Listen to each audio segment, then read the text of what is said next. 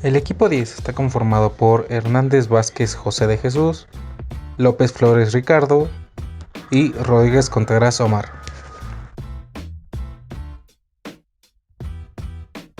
Impedancia. Se denomina impedancia a la resistencia al paso de una corriente alterna.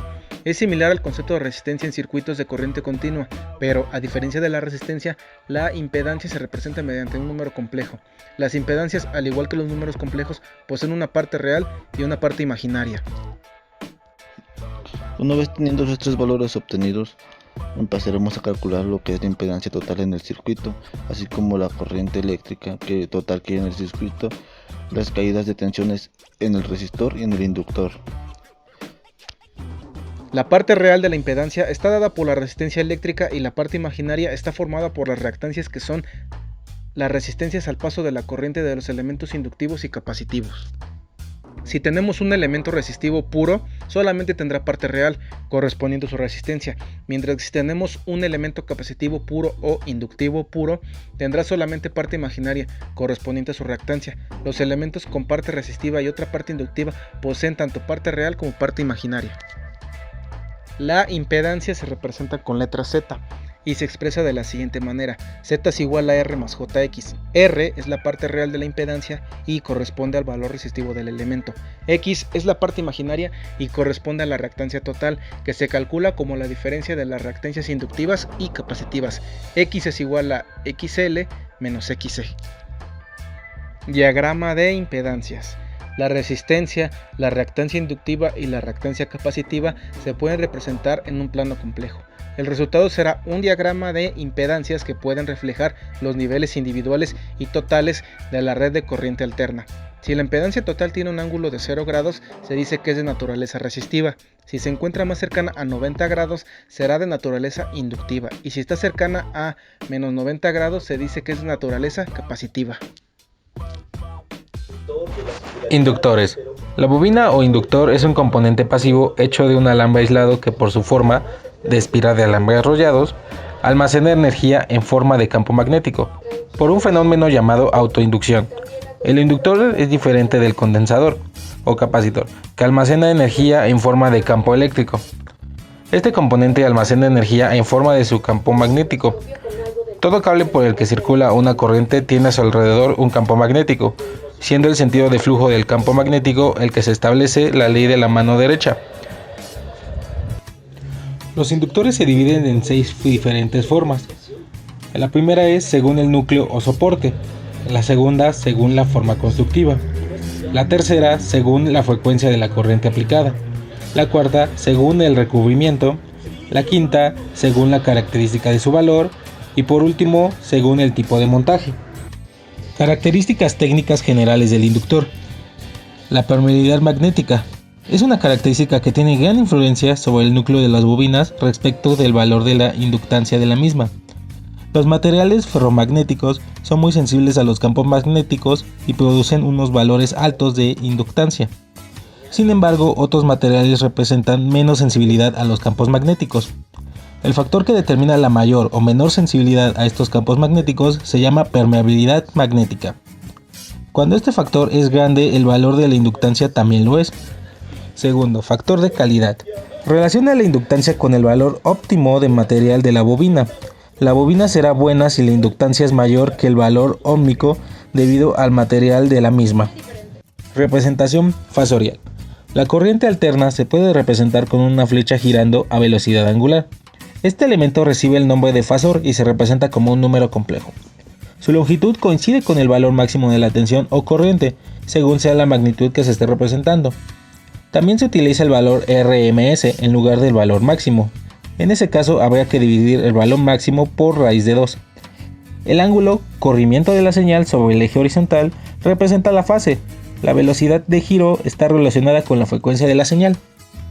En muchas ocasiones la tensión y la corriente del circuito con corriente alterna presentan desfasajes entre sí, corrimiento horizontales.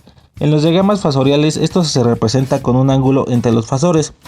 En el ejemplo siguiente hay dos señales desfasadas a 90 grados y a la izquierda de las mismas se puede ver los dos fasores con un ángulo de 90 grados entre sí. En un diagrama fasorial quedaría representado de la siguiente manera. Al igual que los números complejos, los fasores pueden estar representados en forma binomial o polar. También existen otras como la trigonométrica y la exponencial. En algunos casos no conviene una forma de expresarlos y en otras cosas será más simple hacerlo en cuentas con la otra forma. Onda senoidal.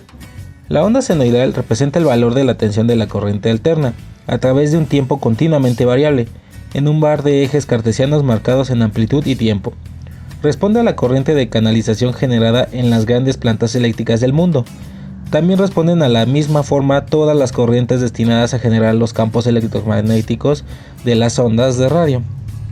La forma de la onda. La corriente alterna se genera por diferentes métodos. Los más utilizados son los mecánicos rotativos o alternadores de las bobinas eléctricas para grandes potencias y los electrónicos cuando las mismas son pequeñas. Esta manera de generar la corriente determina su ley de variación con respecto a tiempo. Representación.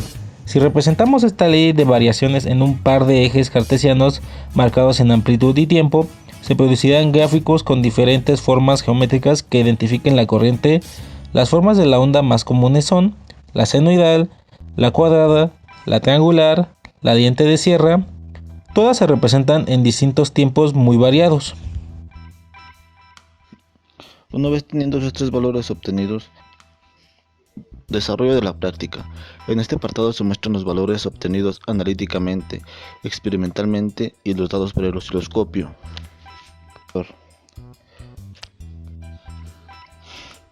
Valores analíticos. Antes de hacer operaciones, se tiene que recordar que se tuvo que medir con el multímetro el valor de la impedancia en el resistor y en el inductor. Esto con la intención de disminuir el error que se pueden dar con los valores obtenidos experimentalmente. También se tuvo que medir el valor BRMS de la salida del transformador. Una vez teniendo esos tres valores obtenidos, empezaremos a calcular lo que es la impedancia total en el circuito, así como la corriente eléctrica total que hay en el circuito, las caídas de tensiones en el resistor y en el inductor. Para calcular la impedancia total en el circuito, se tiene que sumar la impedancia en el resistor y la impedancia en el inductor.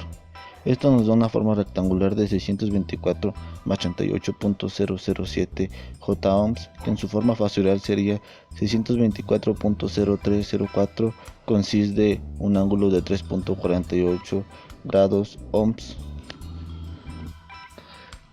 Para medir la corriente total que hay en nuestro circuito, se tiene que dividir la tensión máxima entre la impedancia total que hay en nuestro circuito.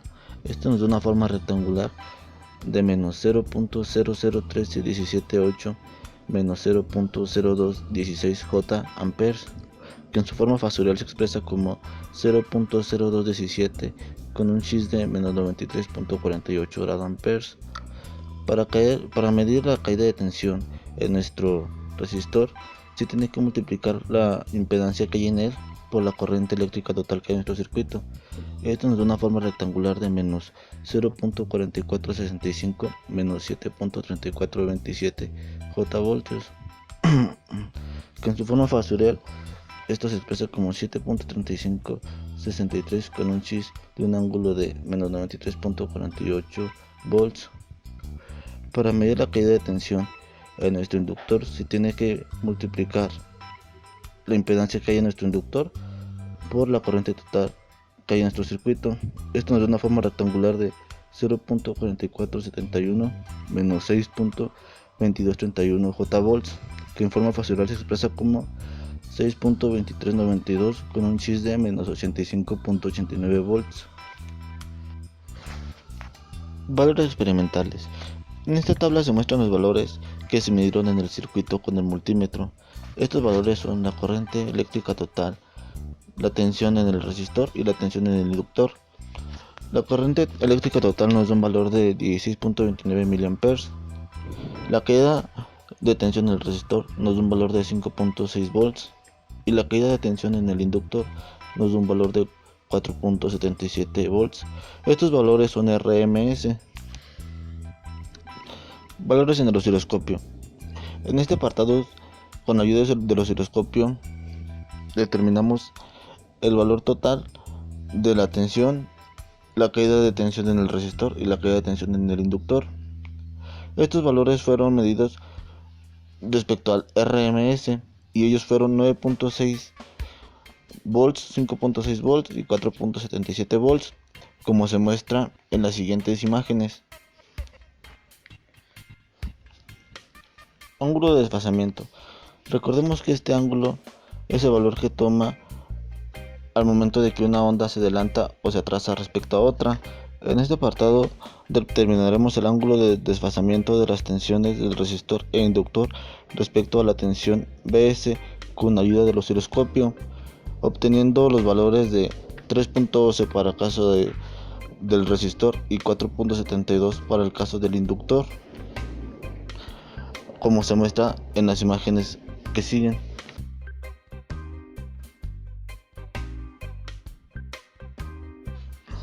Conclusiones. Durante el proceso de esta práctica nos pudimos percatar de que en los circuitos experimentales ninguna magnitud que manejemos es ideal y por ello se generan los errores al intentar calcular con exactitud los valores deseados. Pudimos observar que la tensión total se le adelanta la tensión en el resistor y en el caso de la tensión del inductor, esta se le adelanta la tensión total. Se recalca ya que en esta práctica comprobamos la teoría vista en clase. Se concluye que en un sistema eléctrico cuya corriente eléctrica varía en el tiempo, los valores obtenidos analíticamente pueden variar mucho con los experimentales, pero con la ayuda de los osciloscopios se pueden obtener valores más precisos al de los métodos analíticos y experimentales.